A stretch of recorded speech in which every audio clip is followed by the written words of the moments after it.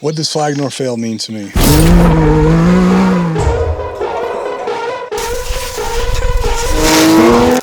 got the heart of a champion!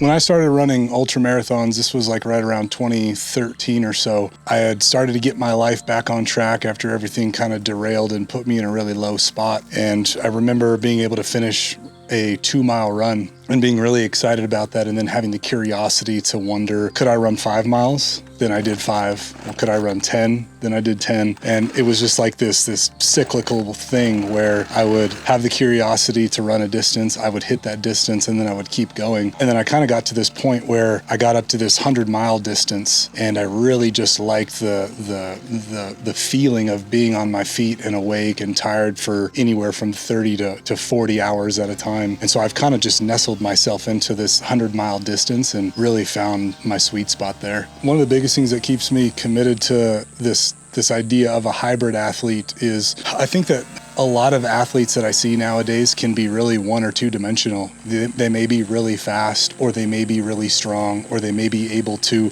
swim for a long distance. But I like the idea of being really well-rounded. I'm not the best swimmer at the moment, but I love the idea of having the endurance and the breath and even the curiosity to want to go out and do that. So I think that being a hybrid athlete is important because you never know what situation you're going to find yourself in life, and it's best to have a little bit of each discipline under your belt and at least a basic understanding of how to do it. That way, if you're in that situation, you're better prepared for it. The Crazy Mountain 100 to me means so many different things. There's so many layers to this race that make it special, but I think as a whole, it represents to me everything that Montana was and still is today. It's wild, it's remote, it's unforgiving, it's relentless terrain, it's traditional and historic. You know, for example, the race itself is held in the Crazy Mountains, and in the native Crow language, which is the indigenous land that this race is at. The word is Awacha Awapia, and the first part of that word, Awacha, means dark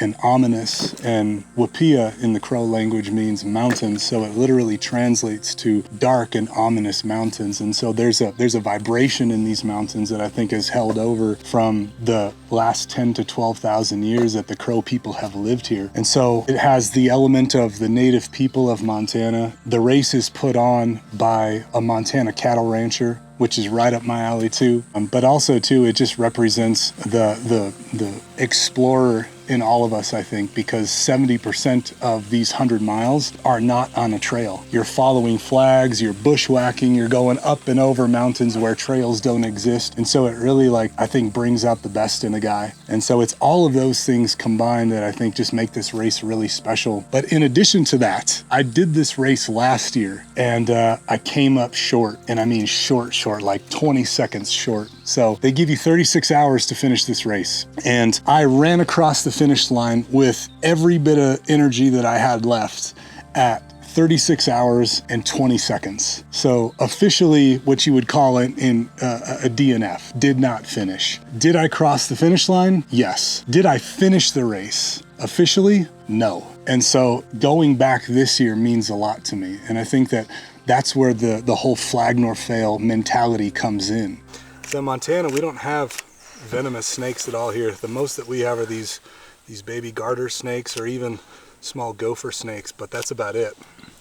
These guys are completely harmless, and you don't really see them a ton, but that was a really good eye. Sorry to interrupt you, Dan. I feel like I gotta let the people know. As you know, fall is fast approaching, and we are starting to run out of room. So we need to make some room. So we're gonna help you in order that you can help us with a summer sale. 30% off site-wide starting July 25th, going until July 28th, excluding a couple items like bags and overalls, but whole entire site, 30% off for our summer sale. Now, back to you, Dan.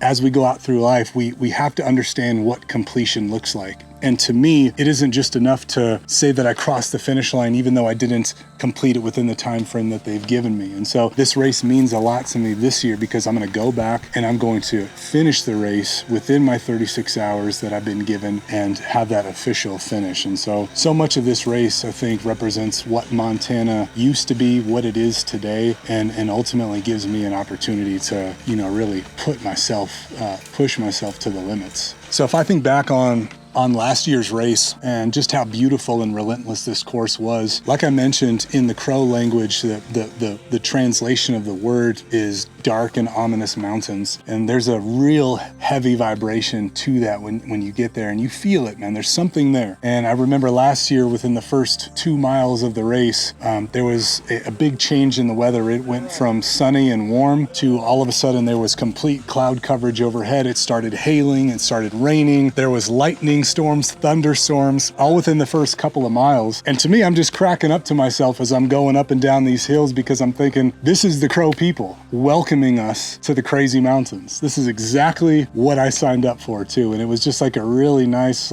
welcome to the area. And so when you're in these mountains, man, you feel something different that you don't really get when you're just driving through traffic or you're going to and from work or whatever it may be, man. But there's something real raw and visceral about being in these mountains. But the cool thing is, as you're going up through these hills, you climb to up and over 10,000 feet to a place called Crazy Peak, which is the highest point in the Crazy Mountains. And you get up there and you're above the tree line, and it's this real jagged rock that's been carved over the millennia by these glaciers that used to be in the area. And you hear stories of the Crow people and how they spent a lot of their time with the young men and the warriors of the tribe in these mountains up at Crazy Peak around 10,000 feet. And these stories of men like Chief Plentycoo, who at the age of 9 years old went to the top of the same place that we're running through and stayed up there for 4 days in a vision quest, hoping to get some kind of download from the ancestors as to how he was going to carry out his life, and then going back down into the valley and being back part of the tribe again, and then living out that message and ultimately becoming the greatest known chief of the Crow people to ever live, and everything that he did for the Crow people before his death. And you realize that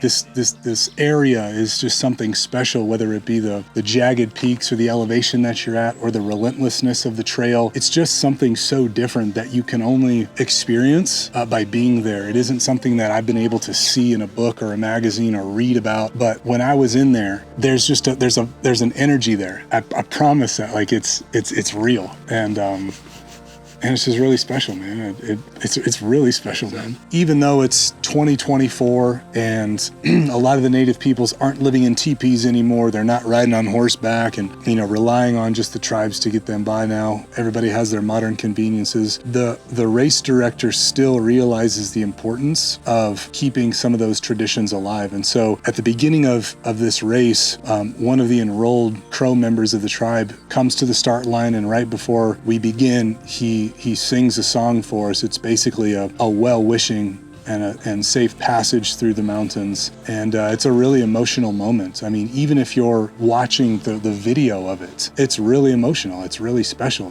because you think about the last 10,000 years, and these were the same songs that they would play for their young men and the warriors of the tribe before they would go off into battle or go up into the mountains to wish them safe passage. And it's just a special thing to be able to have that same well-wishing. There's not another race where they're doing that, where they're really paying homage to the native people.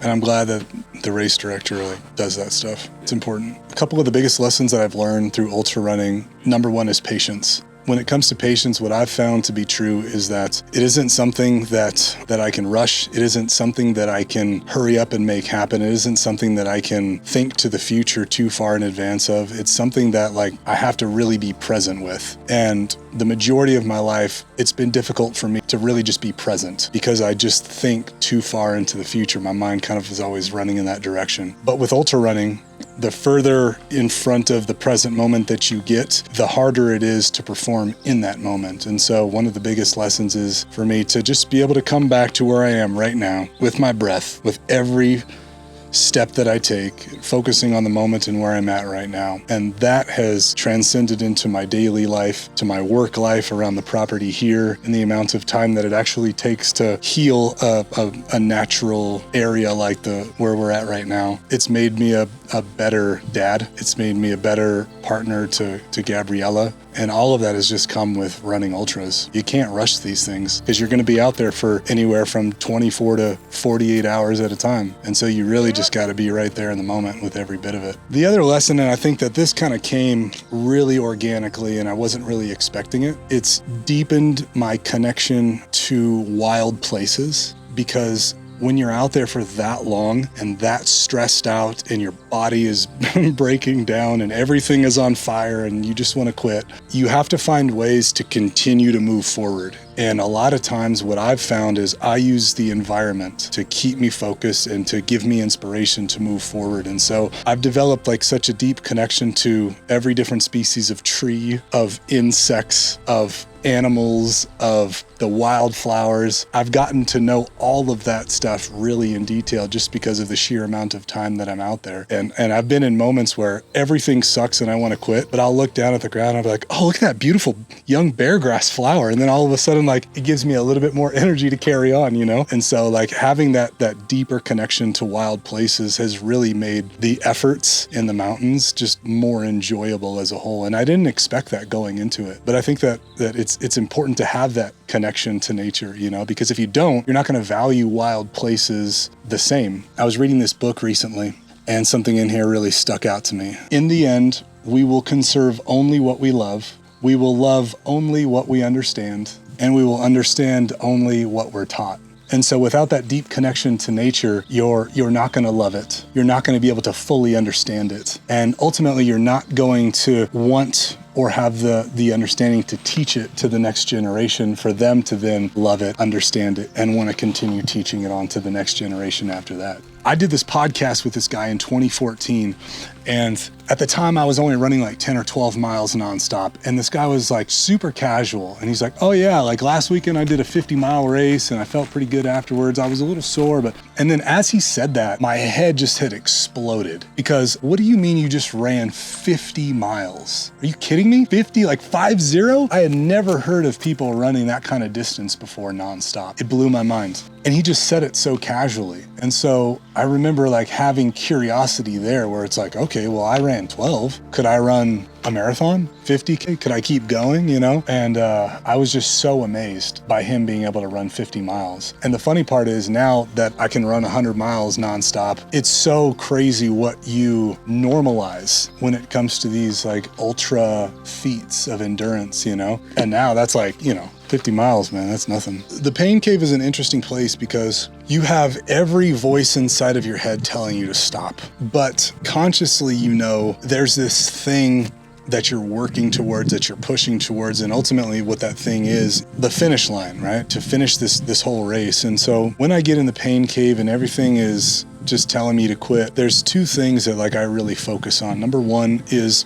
I've got to get out of my head and I got to get back into my body. And sometimes what that allows me to do is it allows me to compartmentalize some of that physical pain that I'm feeling, and it allows me to have less doubt and worry and stress, and it allows me to just get back to where I'm at in the moment. And so in those moments, and when I'm getting back into my body, I'm using my surroundings to pull me out of that darkness and keep me moving forward. And we talked a little bit about that earlier with your environment and how important that is to have that connection with it. And so I'll focus on things around me, you know, the trees or the sky. Typically it's around mile 70 where most people start getting into that pain cave. And for most people, or at least runners like me, that's 2, 3 in the morning. So a lot of times it's pitch black. I'm by myself out there all alone. I'm in the pain cave and everything sucks. And I'll look up at the sky and I'll just be grateful for the moment that I have right now to be able to see the stars without any light pollution. I thank my legs for being able to carry me this far. I thank the heart inside of my chest. I thank my lungs for being able to breathe. And I thank my eyes for being able to allow me to see these beautiful environments like this. And so I think that by getting out of your head like that and really getting back to like a place of gratitude and appreciation for what you're actually able to go through right now can make that suffering a little bit easier. When I'm in the pain cave, I also have to remind myself that